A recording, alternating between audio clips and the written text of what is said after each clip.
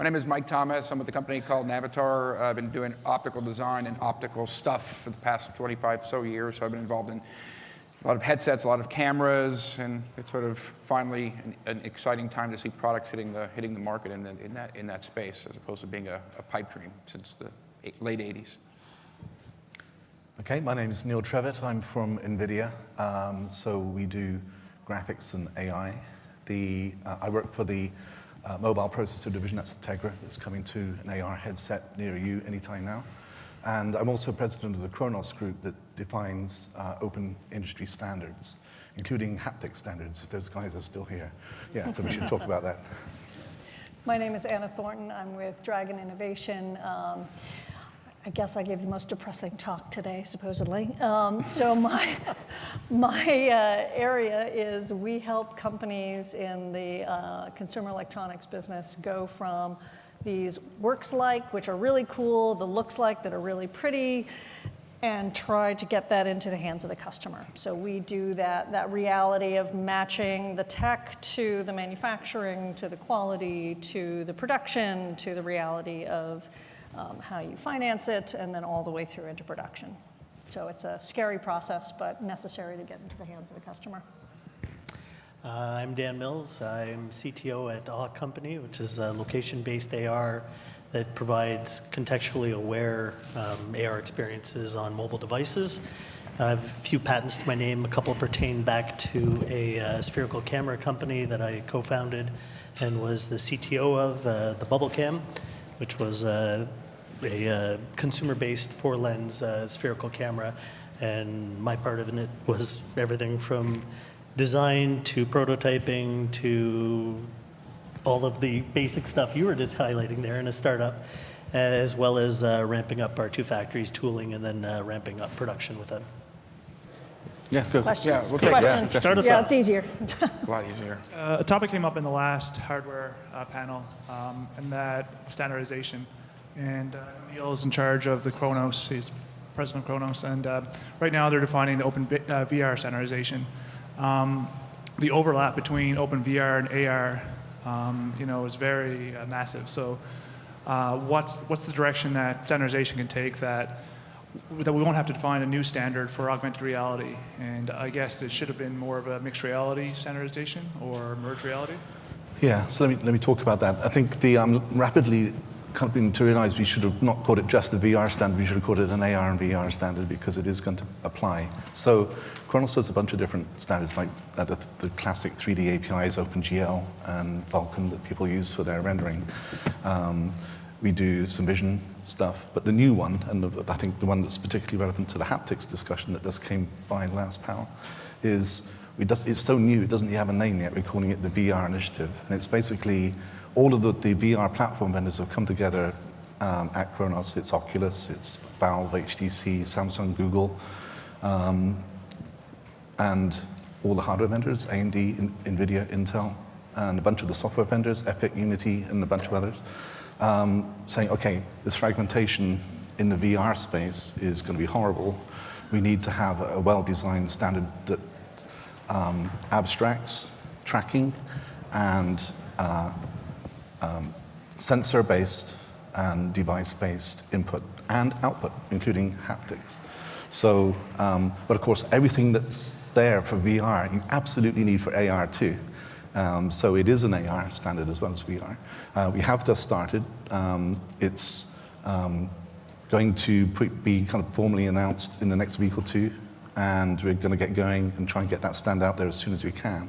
And I totally agree with the points earlier too, that a well-designed standard, it doesn't constrain the industry, it liberates the industry. You pick the right abstraction layer, then you can let people innovate the heck out of the stack underneath it, but you prevent the fragmentation that drives consumers crazy. So if you're interested in that, we have a standards panel tomorrow. I think we'll probably talk about more. And I have a talk tomorrow too, but I'm around all day, so come talk to me. Are you there for more questions? Yep. Yeah, Okay. sure. You guys have more questions? If not, if no question. So Anna said something during her talk that you cannot match white plastic to white plastic.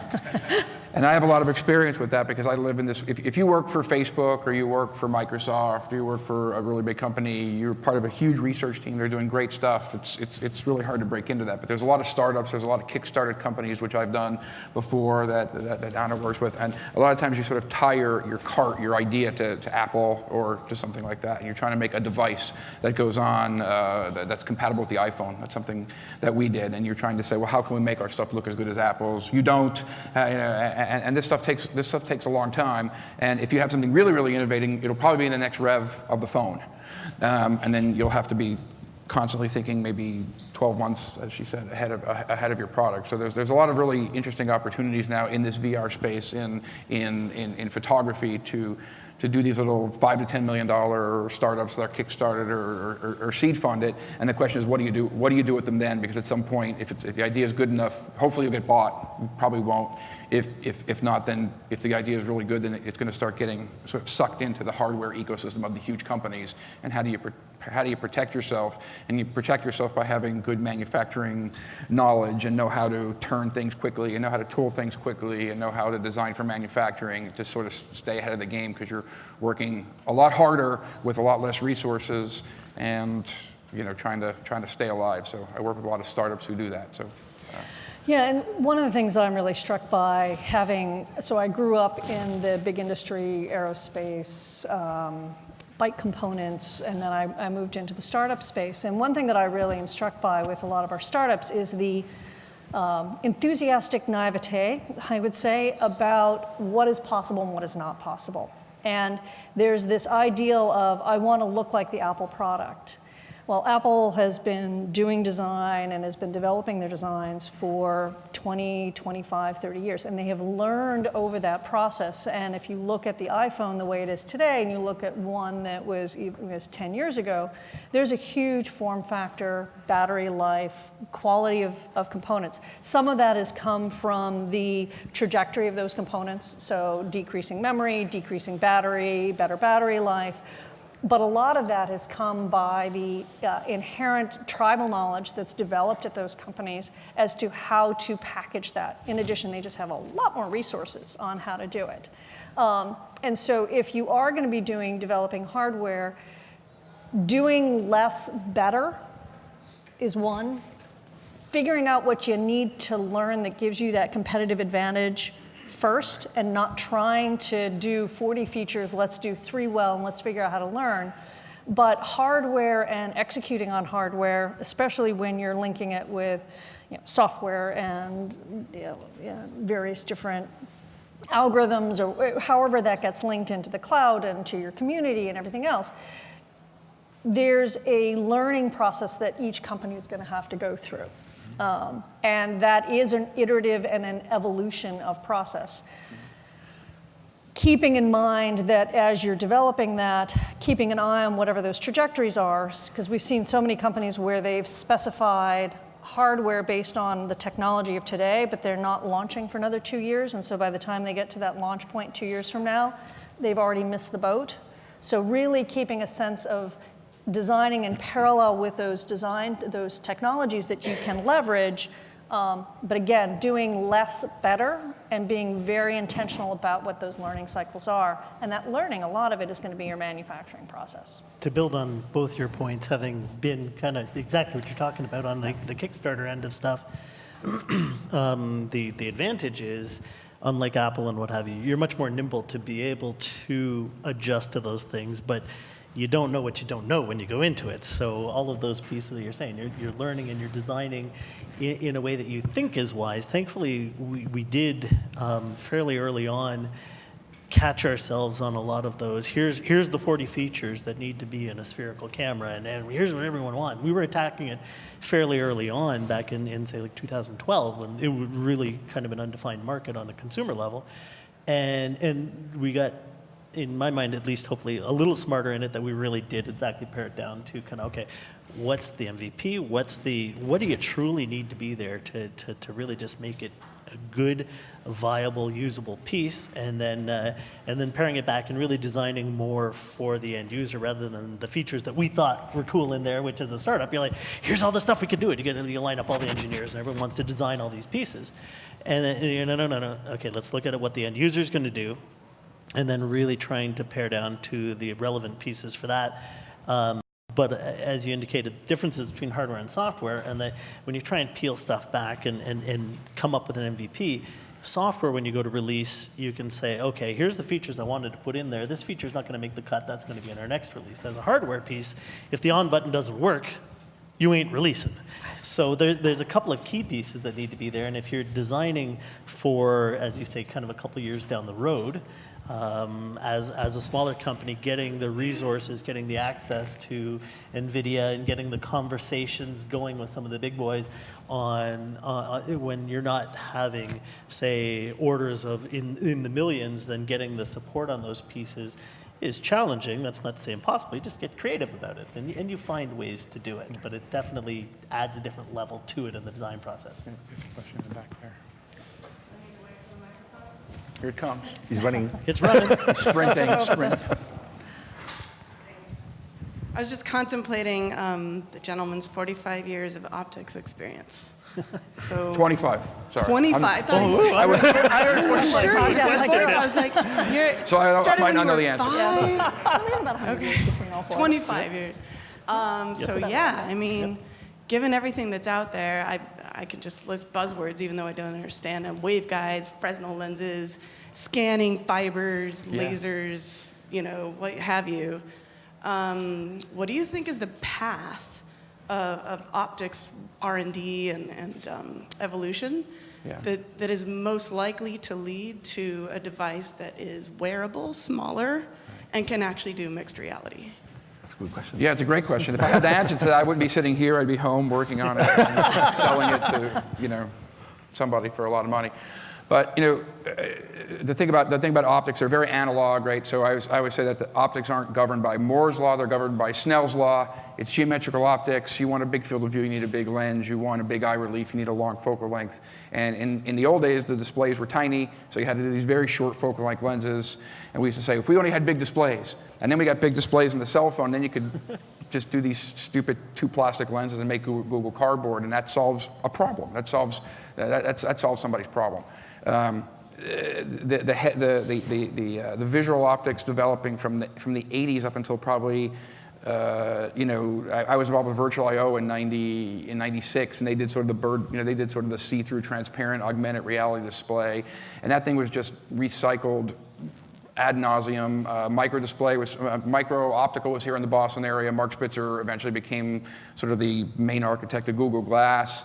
That design didn't change from the time we were looking at designing it to the time it hit Google Glass. It wasn't really good enough.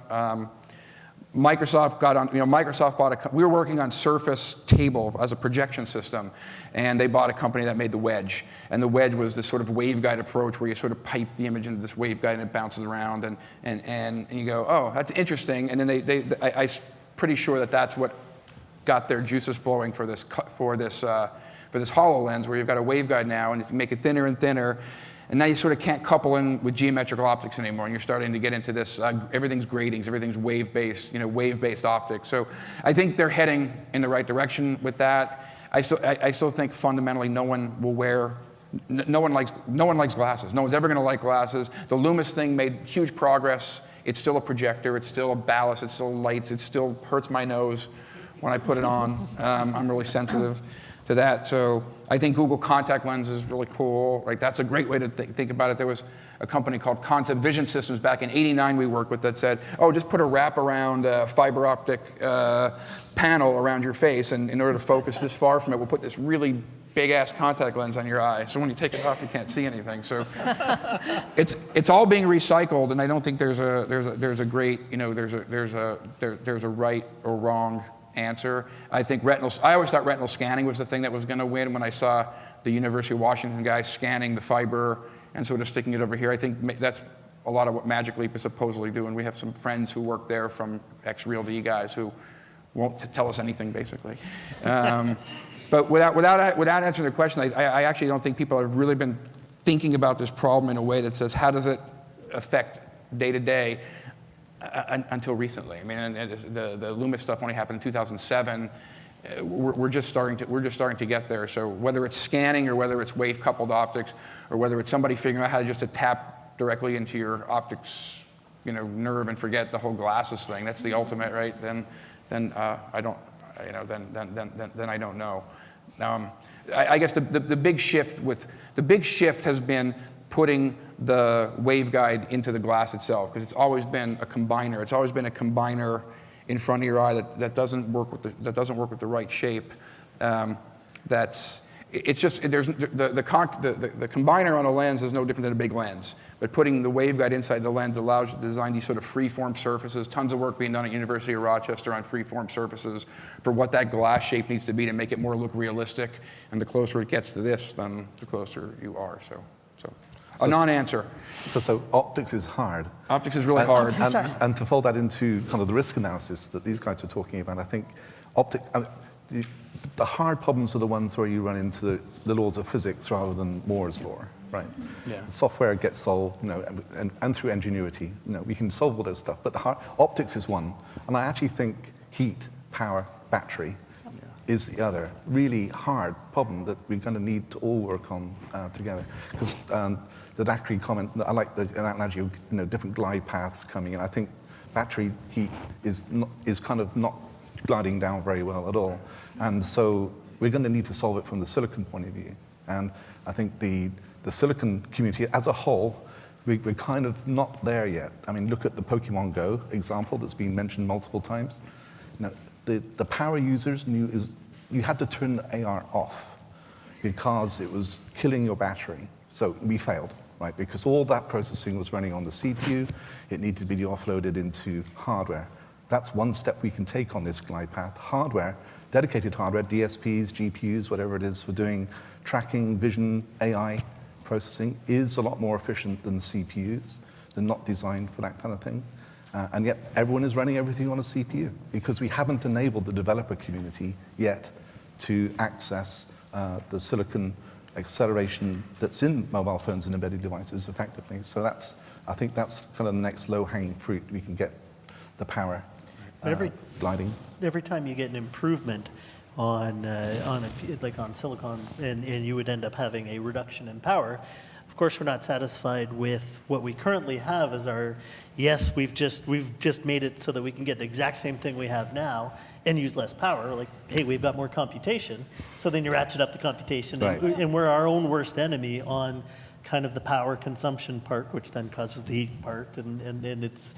We just keep saying, hey, there's more stuff available to us, and then we try and ratchet it up, and then I keep agree. it's a self-fulfilling prophecy. Yes. Yeah, and I think that there's what you'd like the battery life to be, and there's what you're willing to accept.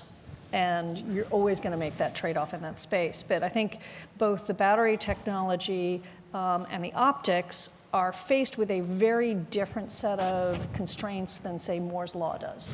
So Moore's Law, you can shrink and shrink and shrink, and ultimately, eventually, the limitation will be the atom. It's getting very, very close to that. But with battery technology and with optics, at least with battery technology, it's looking like it's almost asymptotic. That you're getting marginally less return every single time you get it, as opposed to getting incrementally or exponentially more return every time you get it. And at some point, you are limited by, again, my first line is you can't violate the laws of physics. At some point, you're going to be limited by just the chemical reactions that are going on. And then you have heat, et cetera. So I think, the getting better at your power consumption, but then being willing to stop using the power so that you get that battery life. Yeah, no, I agree. Looks like Go ahead. we got a question here. Well, what's Yeah, we also, so this will probably be the last question. We got to wrap this panel up. Do you guys want to take a question or give some final thoughts? Or Sure. Okay. Question. Do it. It'll be kind of quick. Just to continue this a little bit, there's the natural thing, the market wants smaller, invisible, basically. And so from a hardware solution, my question is, why does it never transition over to the merged biology, embedded, jack into your nervous system? And is anybody working on that, or is there ethical, moral issues that prevent companies from taking that road? Because we're not that far off from the smallness to where you reach the physics limits? But Yeah. Yeah. That's above my pay grade. That I think there's definitely technology. I mean, and it's not a solve. I mean, there are people, I've talked to people, at conferences that are, for sight impaired folks, are trying to implant directly, into the optic nerve and give them some sight. So it's, it's awesome work. It's quite crude, but so there's a lot of work to do. I think it is kind of scary. If I was going to have an implant, I would want Linux, not Windows. The eye miter guys here right at MIT, I mean, I've worked on fundus cameras a lot, for looking into the back of the retina, and it's always like, how do you see the back? There's all these multiple reflections. It's a big pain in the butt. It's really hard to do it. It's hard to do it undilated. And they basically come in and said, when you shine a flashlight on the side of your face and your whole face lights up, so they put the illumination on the side of the face and lit the inside of the eyeball up. And it's like, it's been 100 years of fundus photography, and you guys just thought of that now. So, and that just happened a couple years ago. So there is, I think there's still low-hanging fruit in optics too, where people go, holy crap, why didn't I think of that? Because that's definitely one, why didn't I think of that, application? And maybe they'll figure out a way to pipe images in, a different way. Can they ultrasound? Can vibrate this inside of your something big enough to create an organic display? I don't know. I hope so.